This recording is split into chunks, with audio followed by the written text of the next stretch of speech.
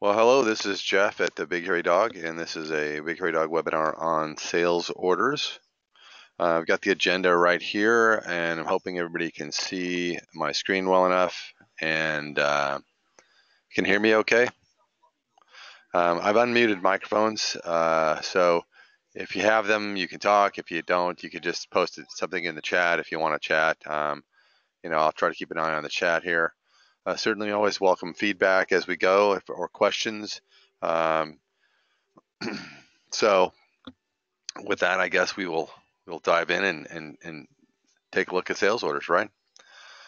So a sales order is basically a document, i.e. an order document. An order document is not a transaction document. So, the trick question, let's get it out of the way, right? When does a sales order affect inventory, or for that matter, when does a sales order affect your receipts or your cash drawer? And the answer is never. Only receipts affect inventory, right? Only receipts affect the cash drawer. So sales orders really don't affect anything. The goal of a sales order is to make a sale, to make a receipt. That's what affects the cash drawer. So it's the same kind of relationship that you have with a purchase order and a receiving transaction, basically, and a transfer order and transfer slips for that matter. But all right. Now, sales orders could be, depending on your menu and how you're set up, right? You could have a sales menu, and in the sales menu, you could have sales orders as a sub-menu option, or like I've just set it up to be a direct button on my screen because, if you're going in there a lot, you don't want to two-click it when you can one-click it. Then we can click New and take a look at this first menu here that pops up that is the sales order types. So you have really, there's 5 buttons there, but there's 2 distinct kinds of sales orders as we look at these. So customer order, special order, layaway, that's one grouping. Those are orders that commit merchandise to the order.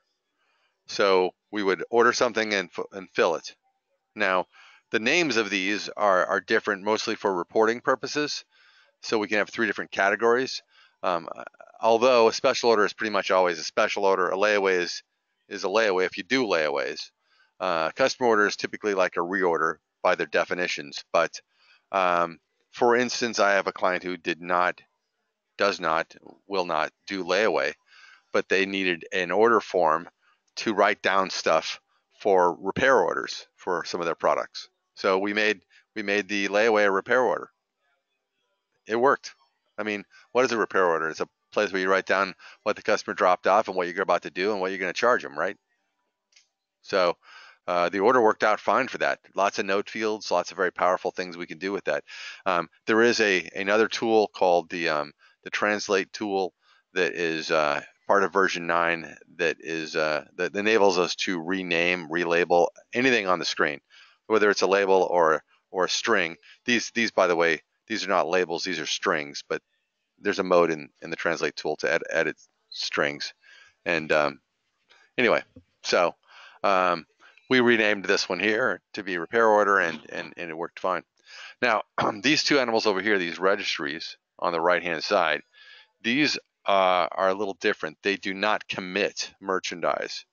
So, a registry like a wedding registry or a bridal registry or a baby registry or something is more like a wish list, right? So if we use one of these, you can list as much items as you want on there, but they're not committed. They're not associated with that order.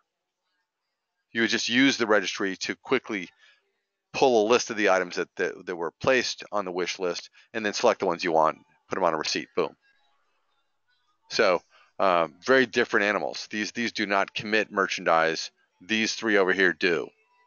Well, I just clicked layaway, so I guess we're going to start with layaway. So minimum requirements to make an order, right? Minimum requirements would be a customer and items, right? So you got to have a customer. So we'll go add a customer here to the order. And then we got to have some items, right? So I'll just add an item here using a wildcard lookup just to grab something. Okay, so at that point, I have created an order, and I could now save this order because it meets the minimum criteria to exist, basically. Without items or without a customer, it would then error out and tell you, no, you can't save this.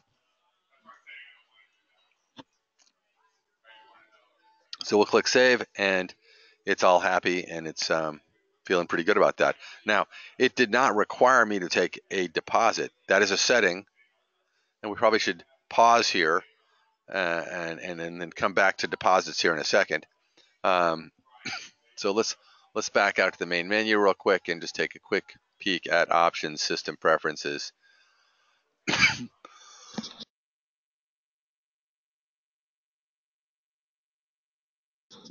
Sorry about that. Did not mean to cough in your ear.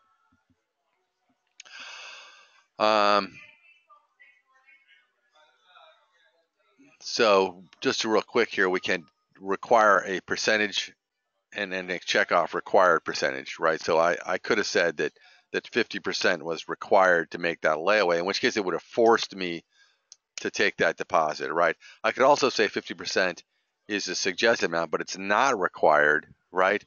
In which case, if I chose to take a deposit, it would say you need to take 50%, but if I don't choose to, it's not required, it's not going to make me. You follow? So different businesses I've found do things differently, like a 50% deposit is required if you're a regular customer, but if you know the owner, it's not required, right? Or something along those lines. So you have to be a little bit flexible there. Also down here, we can decide when this order becomes a receipt. So there's a few choice settings there. Allow record sale. Record sale is when you say the whole sale is becoming a receipt, right? So I can allow the record sale anytime. I can make you record the sale before you take any deposit, and I can require the deposit. So I can make it be a sale from day one. That's an old layaway config that's not widely used, but it does make sense for some. I can also allow record sale only after I take the final deposit, i.e. only after I got the money. Now that is by far the most common setting, for sure. And if I'm doing all layaways, I can automatically record the sale after a final deposit. I can automatically print the when recording the sale. That's a really good one, actually. So I would recommend that one. So those are the key ones that you need to be concerned with. This is not really about the preferences. It's more about the orders themselves. So we're going to pop back in here and take a look at our order here. So Jimmy Carter's got a layaway going there. So if I go down and say SO deposit, and I say then new, it says, hey, do you want to do the whole thing or do you want to do the minimum, which I defined it at half, right? So it's coming up at 1582. So I could do either. Let's do half. And I can edit that. If I want to edit that, I could change that and make that be greater or less than the default. So let's say they want to just give us 20 bucks even, keep it simple. Then we would go to tender on the far right-hand side, right? Now, it's important that you understand that you establish the deposit on the previous screen, and here is where we tender it, right? So if they gave me a $50 bill, right, and I appear to have some central settings that are messing with me, then they would get change, right? So we established how much the deposit will be on one screen, and then the next screen we then decide, how that money is going to be taken and whether there'll be change or not, right? That's anyway, pretty normal, and that's what. All right, so anyway, let's go ahead and update that. I usually update this only, or well, you can print it. Printing these can be tricky. Let me just go ahead and print some to show you what I mean by that, if I can.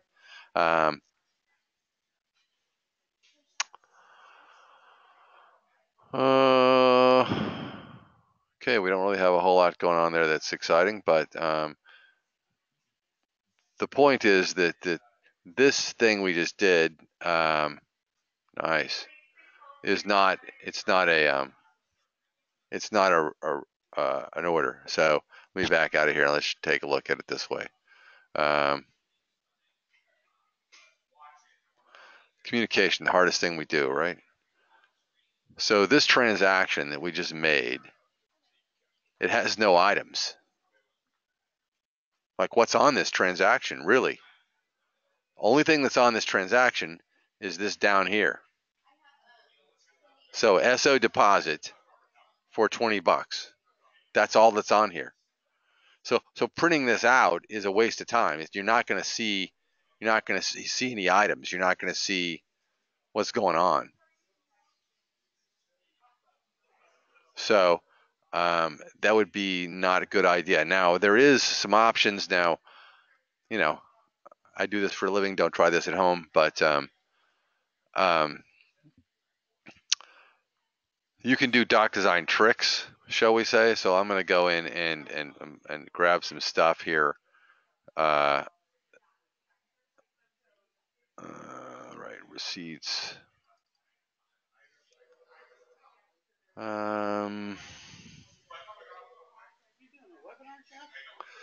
We'll just grab a couple here and copy these out and drop these in here. So what I want to show you, and this is something you would definitely want to get with a trainer here at my side, right, and play with. Now, I dropped in a regular design from one of my clients, and so let's go print the receipts out and see if this works. So if we say print this, let's just try, let's try this one here.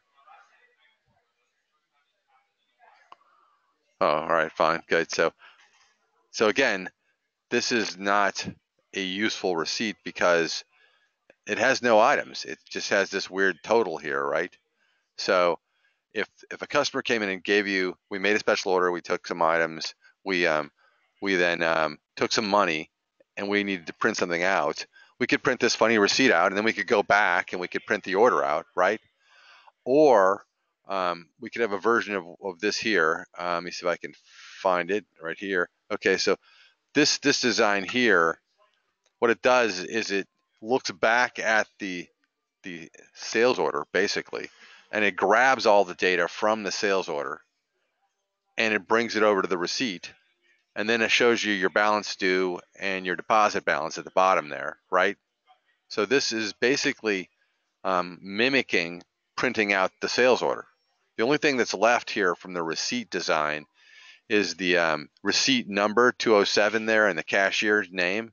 I think the date too comes off the receipt, but starting with the customer information down, all that's coming off the sales order. I'm just reaching back into the sales order's schemas or design fields and pulling in all the items that are still due from the sales order. So I like this because, let me just put it in context here. Now that I've got the right designs in the right place and functionality is restored, so to speak. Back here, when I'm at this place, right, and I'm taking that deposit, yes, I could print this here, and I've got some pretty decent designs here. So here's what it would look like if I just use a Big Hairy Dog default design. That's good looking. I got no problem with that. But that's not where I am when I take a deposit. When I take a deposit, I click take an SO deposit. I say new. We go ahead and put an amount in here. We'll put $5 in, right? We'll say tender. We say it's going to be cash. And then we say print update. Now at this point, it's going to print that funny receipt, right? So if I have a receipt design sort of loaded in that can basically mimic what a sales order would look like, boom, I can just hand them this thing here, as opposed to either printing a funny receipt or not printing a receipt here at all, having to back up and then having to do a secondary print job right here to actually give them a copy of what they did today, right? So here's a similar 40-column design that should have basically the same information that I just showed you on that receipt design that basically reaches backwards in time and sort of grabs the sales order information. But there's the sales order item. There's your deposit balance. There's your balance due, right? There's a return policy, customer's name. This is really not unlike the one we just printed a minute ago, right? So if that's something you need, definitely reach out to us. I can give you this design, not a big deal, and then you have to change the logo on it and probably change the few fields and how the discount maybe presents or whatever. But the bottom, what the balance due and the totals is pretty solid. All right, so types of orders, you've got 3 types. They're called customer order, special order, layaway. Then you've got your 2 registries. Registries are kind of a different animal. I can touch on those a little bit if that's something we probably should do. Taking a deposit, you click new, you take a deposit. You say how much the deposit is, right? Refunding a deposit. Let's talk about refunding the deposit. This is where everybody gets in trouble, by the way.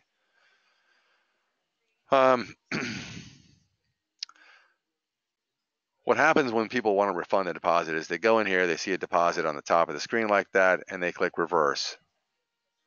That's what everybody's first inclination is anyway, is what I've seen. And that would work fine for us today because I just took this deposit, so this deposit only exists today. Now, had I in real life taken this deposit, say, 30 days ago, if I reverse that or void that deposit, I screw up the tender rec from 30 days ago and I screw up today's tender rec. I gave money out of the drawer on a day when the money did not come in the drawer. So I'm going to be short today and then it's going to be over and it's going to mess up everything, right? So the answer is, well, if you're going to give back a deposit, you just click new and you give back the deposit. You just say minus $5, tender, cash, right? That's it. You just give back the money. Super simple. Always leaves a nice new clean audit trail. Tender rec never gets messed up and everybody's happy. I tell you what, you mess up the accounting side and you'll have some angry people. I guess we should pause and talk about the registry thing real quick. Registries are basically the same as other orders. They just don't commit products. So like right now, if I clicked on this and I click the committed button, I can see that it's showing me that this item is in fact committed to this order. If I click new and I make a company registries pull to all locations. Store registries remain only at the store that created them. And I then put a customer on here.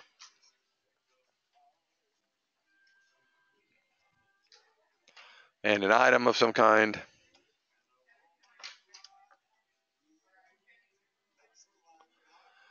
And I'm really multiple items here.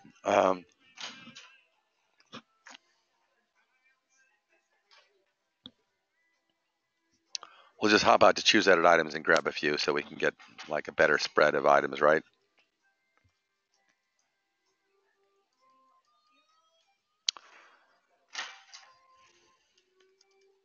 All right, we're going to skip that item. That's not a good item. We don't want to play with serial numberized items. That's just going to get us in trouble. Got too many of those out here, apparently. All right, so the tricky part about a registry. Okay, I guess I hit a few anyway, didn't I?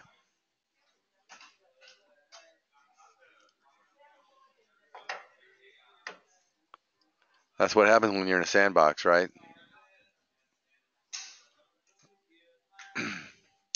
The tricky part about the registry is really just how you print it.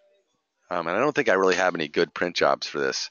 I could probably toy with one real fast to give you an idea of what I'm talking about. But when you print this out, I would not want it to print. Actually, that order is not as bad as I would have expected.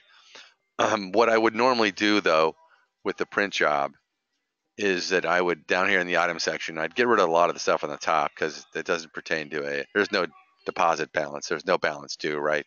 It's a registry. It's a wish list. But what I would do down here, you see how we've got 3 different departments? I would create a break in the design so that it would list all items from a given department. In fact, I would make the design sort the items and group the items together by department.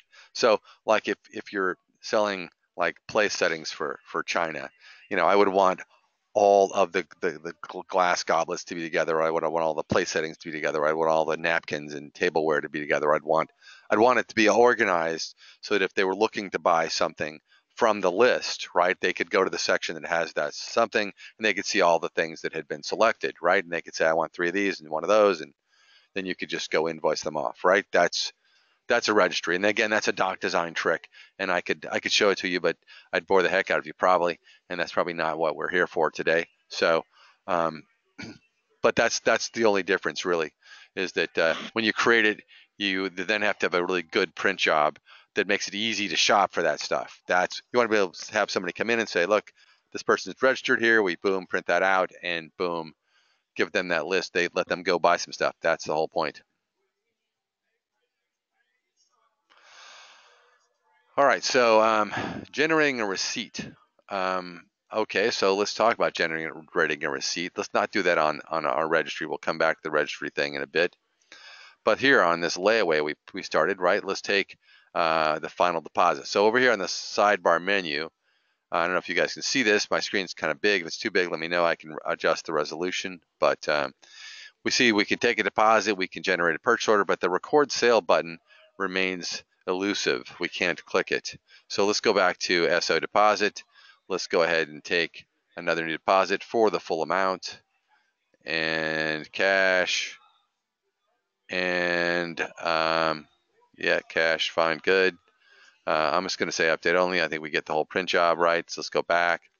And of course, now that we've taken all the money, our record sale button is being much more friendly, right? It's now available and we can actually click it. So we'll click record sale, and it pops up and says, what's our receipt design? And we'll pick on the little store in Inverness. No, this is Incredible Pets. I don't know, IP, all the initials are the same. Anyway, nice logo though. All right, so that just created the receipt, printed the receipt out for me by recording the sale. Now, record sale is all or nothing. So recording a sale, you can't just sell one of the items. It's all or nothing, right? That's the deal with record sale. So do you want to save this? No, I don't. Now, back here on the order, this order now shows 1 ordered, 1 sent, 0 due. Everybody sees that. We go to list view here, and we take a look at, and let's see if we get what we got here in our screen. We don't really have the field I'm looking for. So this is not a webinar on screen design, but I'm going to quickly just grab a field, because screen design is part of Retail Pro, definitely.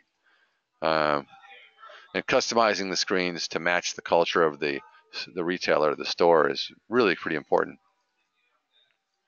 Right, so unfilled percent is 0 unfilled, right? So this one is done. So your mother doesn't work here. When you finish an order, it's up to you to clean it up.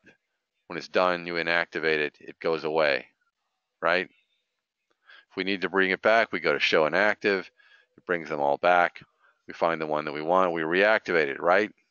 So they're not gone forever, right? They're just off our active screen, so we don't have to look at all the old ones. So when I come in to look at my active orders, I should only see active orders. So another candidate here would be this one here. This one's 100. This is a 0% unfilled, right? Oh, 10 ordered, 10 sent, 0% unfilled. So this one here is 33% unfilled. So that's still got something going on. We got to figure out what's going on with that. Maybe we're going to finish it. Maybe the customers changed their mind. Maybe we owe them some money. Maybe we don't, right? But it's up to everybody to keep the order screen clean, keep it pared down to just what you need, and not have to wade through a lot of garbage you don't need. All right, so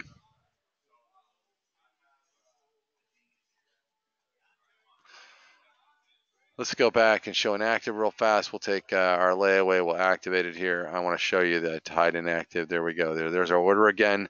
And just as we can record the sale, we can also now record the return. So where once said record sale, now says record return. We click record turn, it records the return and prints a receipt, right? That's what it does.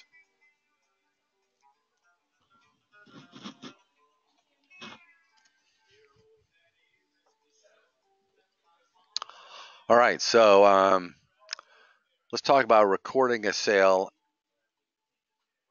against the sales order, which is really not recording a sale. That's really bad terminology. I don't know who typed out my agenda here, but that's really not recording a sale.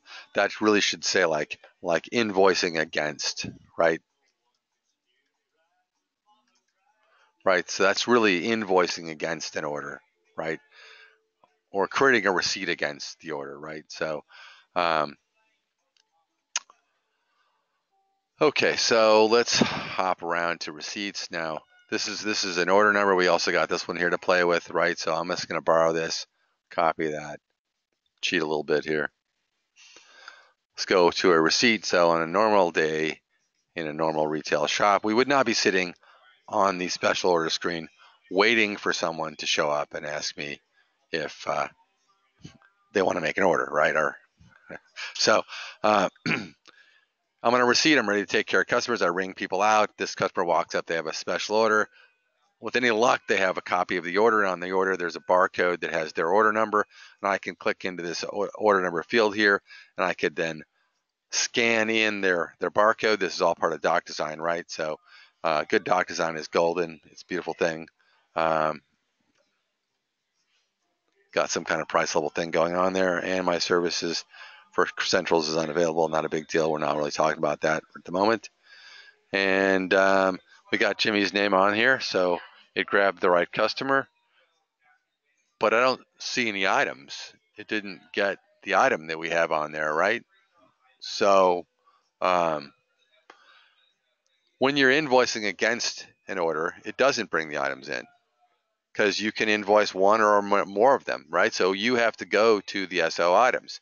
There's a button that says SO items on the sidebar menu. So we got to go click SO items, and we got to bring that SO items, those items back. Now I can either click in here and say I'm invoicing one or more, right? I'm going to leave that at 0 for a minute. Cancel. Okay. So, or I could just click do at the bottom. Now do is going to take everything that's on the order. In this case, I only got one item, so I'll just click do and bring the item over, right? So I can invoice against this order. And if I then have a deposit, a partial deposit, or a full deposit, doesn't really matter. When I click tender, it's going to say, hey, you want to use that deposit? After it gives me my error on my Centrals thing. Wow, it did not say that. So we got to go check that real fast. So we should go check that really quick. Options, system preferences. I don't know why that would not be turned on.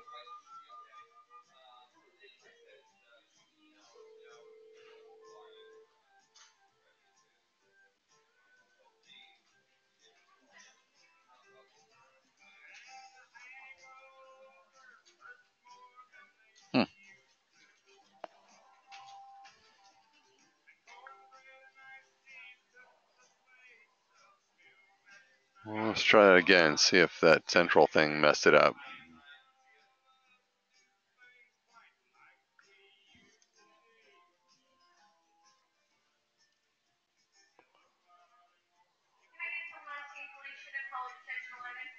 Huh. Well, I'm not sure what's going on in my sandbox here.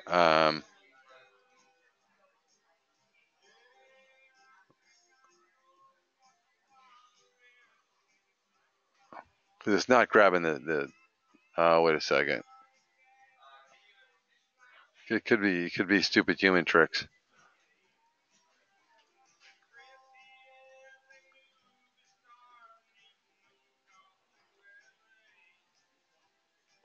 Yeah, so if you don't have deposit turned on, that might be a problem. Let's see if that was the trick.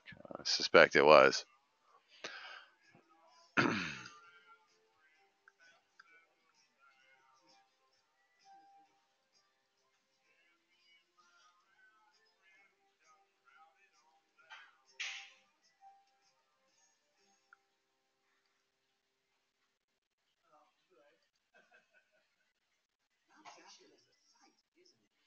Yeah, that's what we're looking for right there, right? So use SO deposit, it pops up, and of course we have the full deposit here, so we can just click OK. If it didn't have a full deposit, it would have tendered what was out there, and it would have had an amount due up here on the right, and we would have just tendered it like normal on a regular receipt, not really rocket science, right? And then we would just print our update. So it would make a receipt against the order.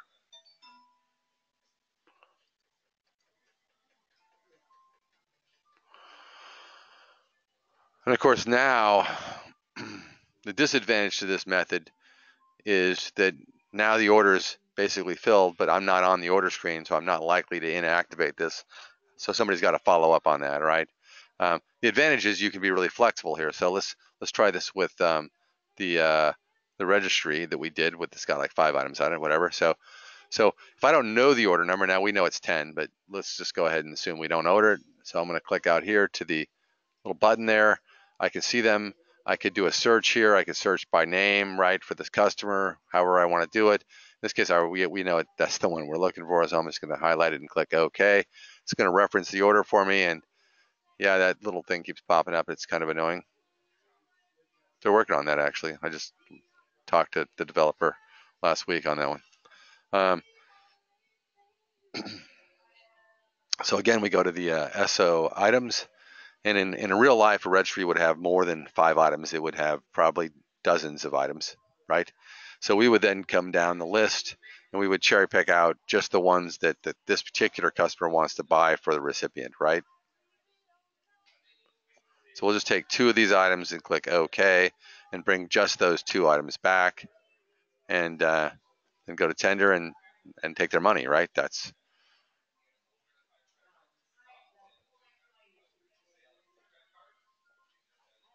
That's the deal. That's why we're all here.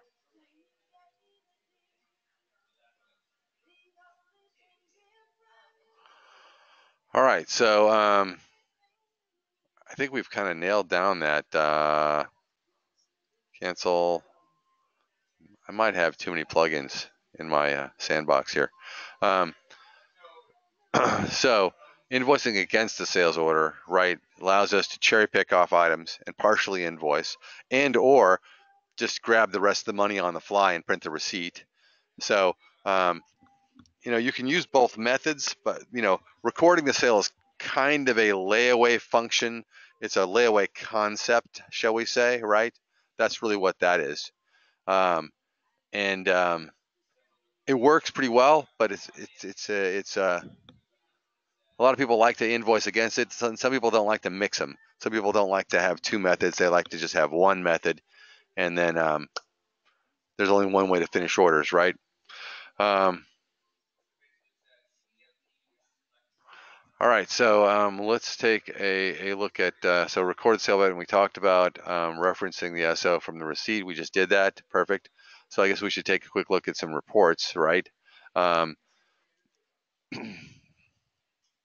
Now, if you guys have any questions about any of this stuff as we're going, feel free to throw some in the chat. I can see that nobody's really talking much. I'm hoping everybody's hearing me okay. I tested my mic at the beginning. It seemed like it was fine. So, but if you do have any questions, go ahead and just put them in the chat there, and I'll see them on my other screen, and we'll get it handled. So let's go ahead and minimize this for a second, and let's get into reporting.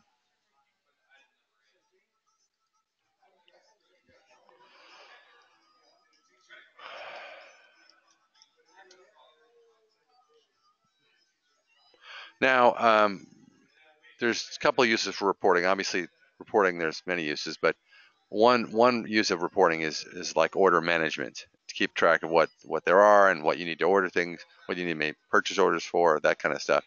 There are different kinds of reports. Okay, so in our little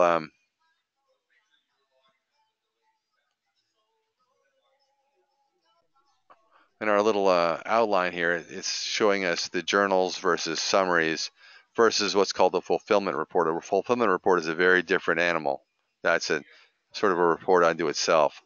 So a journal is a transaction-based report, right? So a journal, it does not report on the items, but in fact reports on the transactions in which the items reside on, right? So we've got deposit journals, we've got deposit journals with item details, we've got layaway journals, past due layaway journals, unfilled SO journals. So let's just run one of these and see what we get.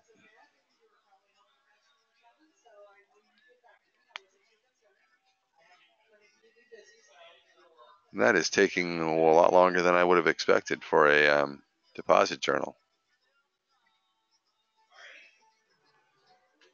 Right. So this one here did not say it included item detail, right? So it is not. It's just showing you each order, and it's showing you the status of that order and the deposit balance and giving you a total liability, right? So if this was real, we would have $561.89 that we would essentially owe people if we don't deliver their product, right?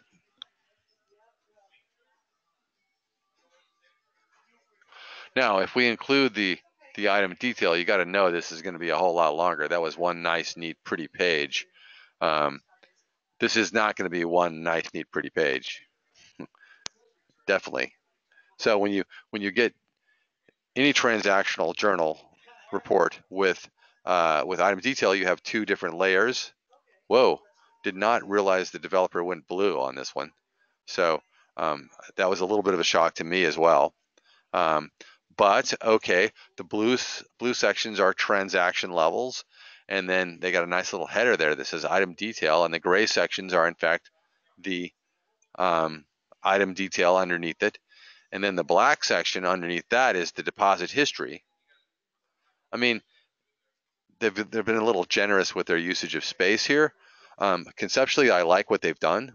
I think I could clean this report up a lot. Because we're burning 7 pages here for what? 6 orders?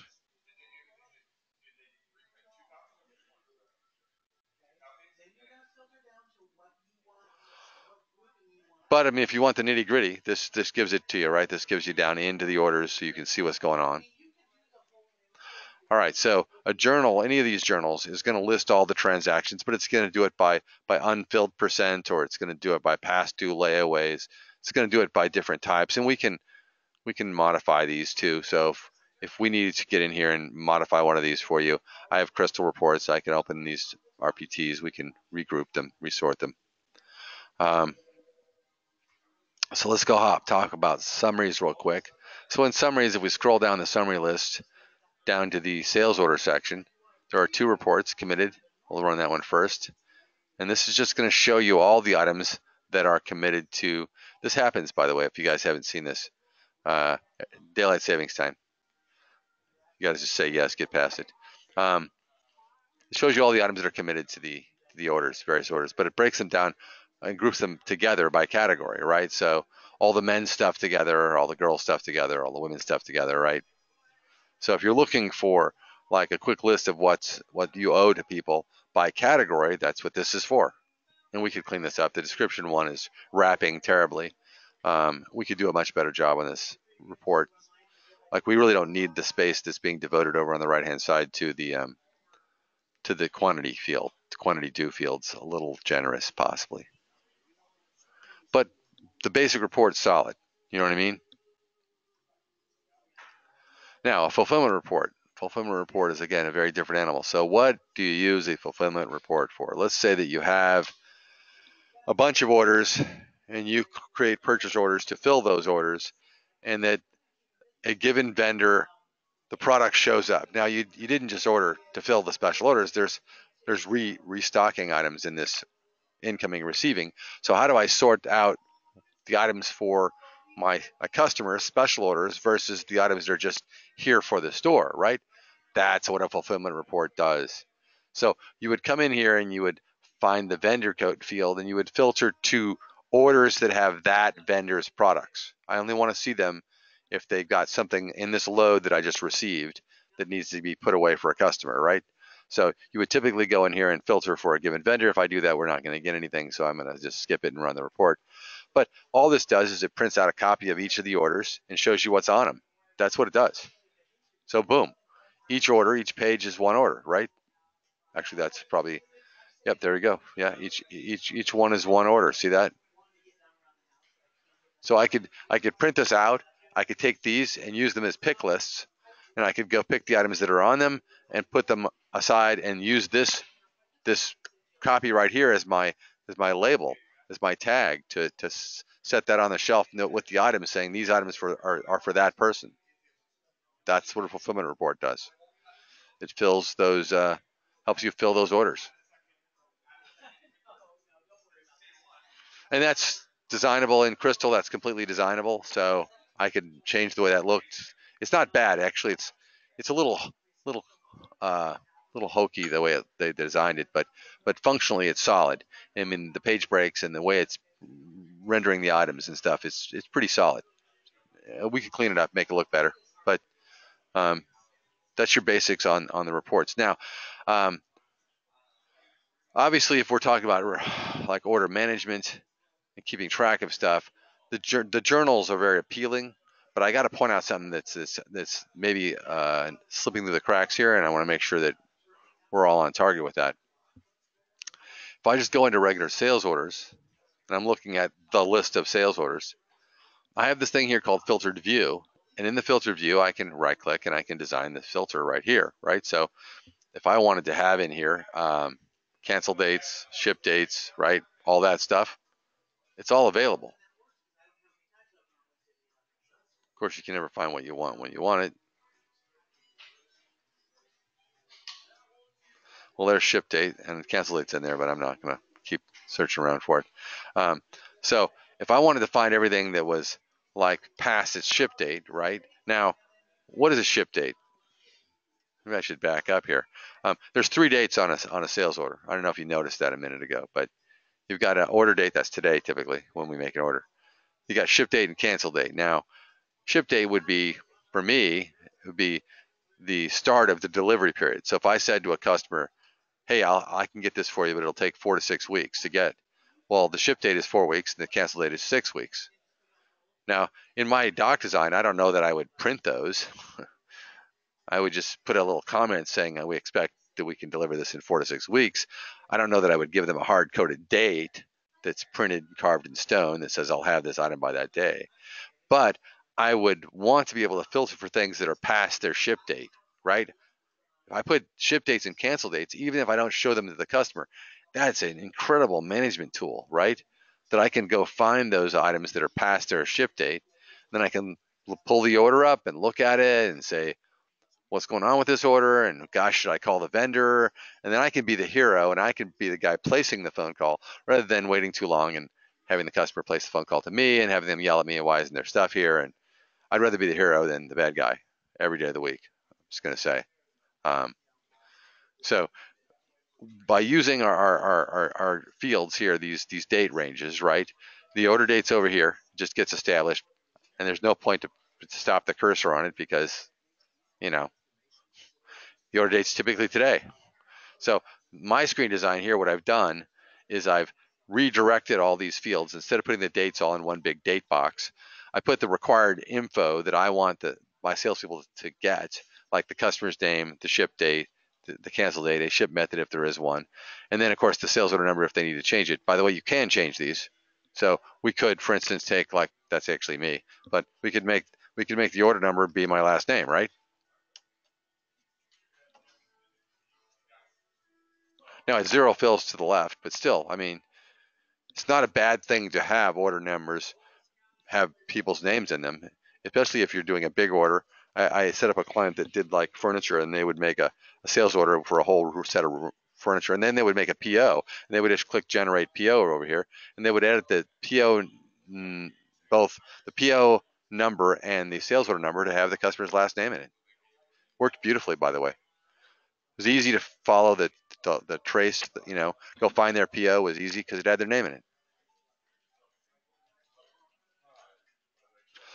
And really it's not even on our agenda here for ordering for, but certainly we could run reports to collate that data up together. We could also use auto PO to generate POs for sales orders. So there's a couple of options there. It depends on the workload and how many orders you have. If there's only a few orders, then print a copy, put it on the buyer's desk. I mean, keep it as simple as possible. If there are hundreds of orders, then you're going to need to get into like an auto PO situation or some kind of reporting mechanism.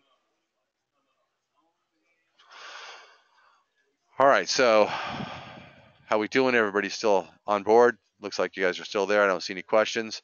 I hope you're not dozing off yet. Trying to keep it a little bit active and exciting, although it is sales orders, so it's not like too exciting. So the filtered view thing, I'm just going to point out that the filtered view is a very powerful way to manage these orders, because you can act on them, you can edit them. If you called the vendor and the vendor said, hey, I'm sorry, we screwed up and we'll have it for you in 2 weeks from now, you could just go right into this order on the screen, change the ship date, right? Boom. Just edit it right now. Boom. So then call the customer and say, hey, here's what's going on, and I've got an updated time frame for you. Again, be the hero.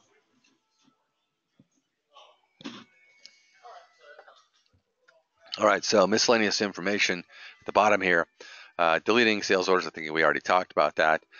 It's up to you guys to keep your sales orders cleaned out, inactivated as you complete them. Multi-store sales orders, kind of a weird topic, but let's just buzz into that real fast. So if I had a customer order that I wanted to like take it one order, take it one store, but the customer wants to pick it up at a different store. So that's what these fields right here are for. So the sell from and the process that. Let's talk about these two real quick. Sell from, that's pretty obvious. That's just what store you're going to take the inventory out of. So I'm taking it out of San Francisco, I'm taking it out of Chicago, I'm taking it out of LAX. Kind of a long commute to get from one store to the other, but all right, whatever, right? Process that, you can kind of think of it as the owner or the destination store. So if I wanted to send this order to LAX, I would just change this here and save it, and then when I pulled next, it would go back to the main, and then it would shoot over to the other store. So process ad controls who gets the order, right? Where it's going to and who's going to get it. Whereas sell from determines what inventory it impacts. So, if you want to keep the sale, like you want to say, look, dude, I made the sale, I get credit for the sale, then you got to keep the like that, right? Now they may be processing it, but in that case, when they sell it, it's going to impact your inventory, and they're going to need to transfer the product from their store to your store to stock balance, right? Otherwise, you're going to be like negative. So there's some logistics you have to work out with this if you're going to use this kind of thing. Just going to say that. And a little bit of communication between stores never hurts.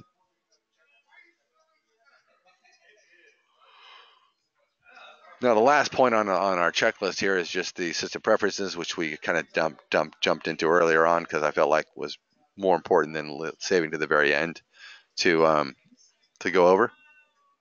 So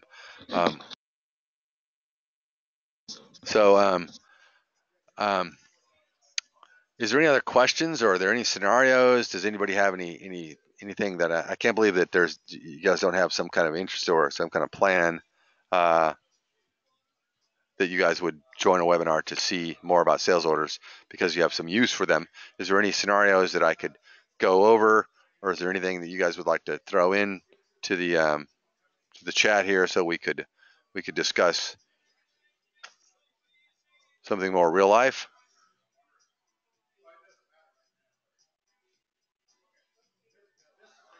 All right. Well, if we have no questions, then I don't have a whole lot more to go over. And I would tell you to have a great rest of the day. And I appreciate everybody for jumping in and spending some time with me today. Can you go over Fulfillment Report? Yes, I can go over the Fulfillment Report. Thank you very much, Paula, by the way. Yeah, I can go over that again. That's not a big deal. That's why I'm here. Absolutely. So the Fulfillment Report, obviously, it's in reports. So first off, you've got to launch reports. So my report shortcut is right here on my desktop. But you have to launch reports. You have to get into reports, and then it's a summary. So reports, main menu, summaries.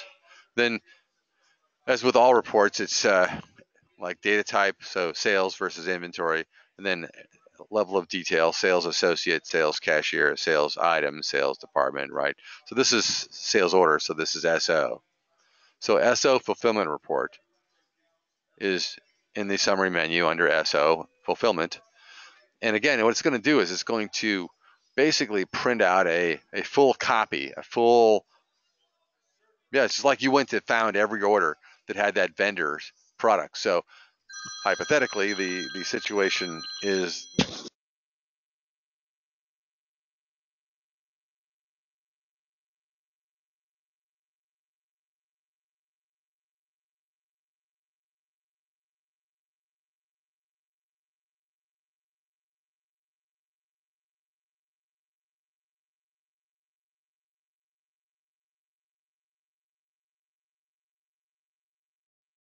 apologize for that. Did not mean to get that interruption. I appreciate you for hanging on there for a second. We go into a sales order fulfillment report. We go to run. Hypothetically, we've just obviously received some product. We need to get that product tagged for our customers. That's the whole point of a fulfillment report. So we would then want to filter. And so let's see here. Let's target this a little bit better.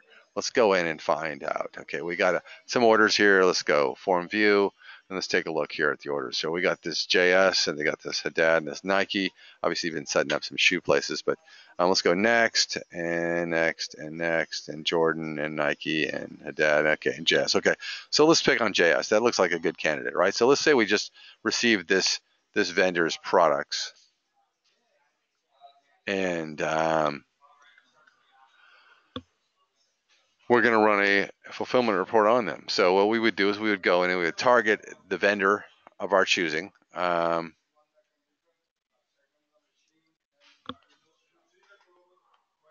we would go down and find the vendor that we just received. We would click OK, and we would fire that thing off. Now, what it should do is, compared to last time it just spewed all the orders up on the screen, right? What it should do now is it should only find orders that have JS on it. So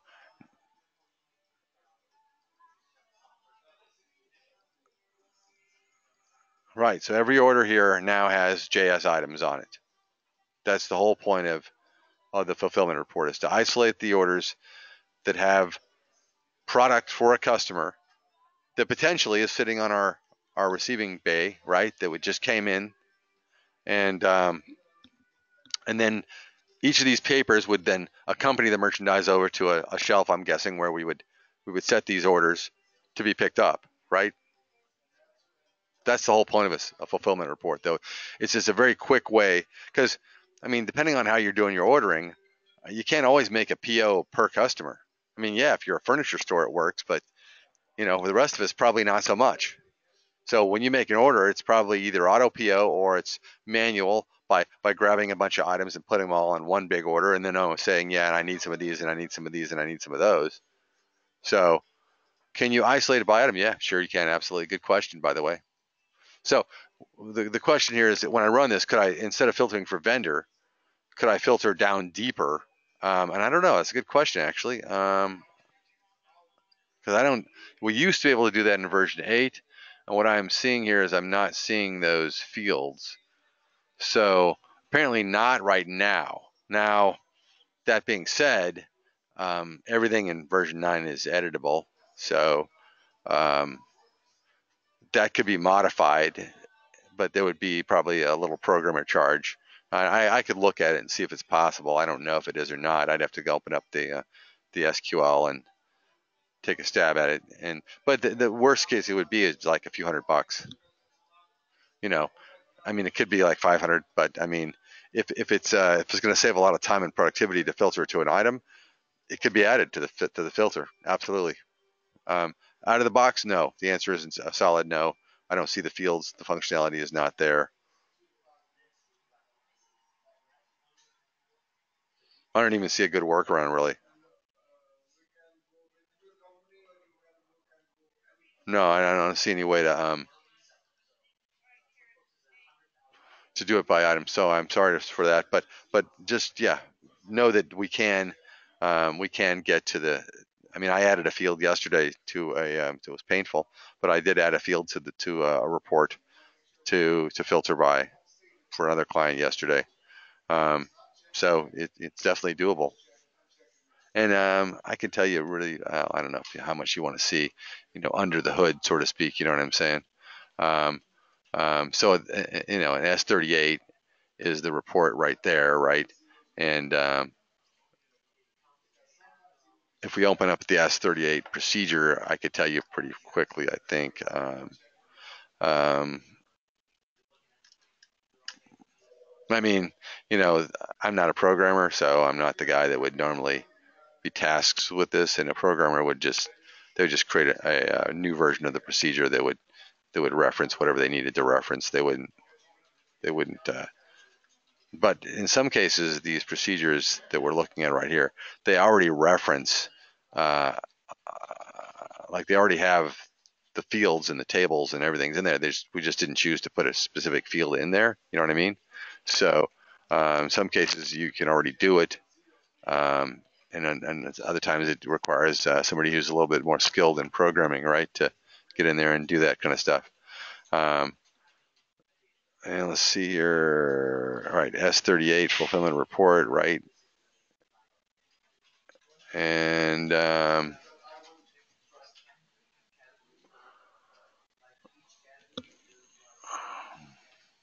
right, so right here you see there's a reference here for inventory. So that's an inventory V field. We'd have to go look and see what's in there. That may not be the right one. That probably doesn't have what we're looking for. So it would probably take a programmer to add the Invin SBS table that would carry the item detail, and then we could add an appropriate trim statement down here. That's a filtering statement right there, to be able to filter by that. But yeah, it could be done. Excellent questions, by the way. I really appreciate you jumping in there and you know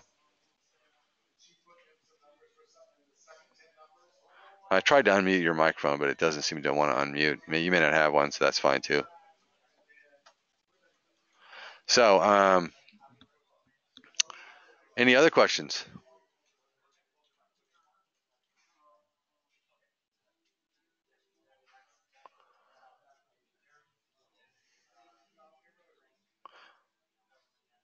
Well, all right. I really appreciate Shayna, Jaina, and Paula. I appreciate all of your um, patience and sitting through a long meeting. I mean, an hour meeting is a long meeting by today's standards, I think, for anyone. So I'm going to tell you guys to have a great day if there's no other questions, and we'll wrap it up for today, and you can get back with your other stuff. All right. Thanks very much. Bye-bye.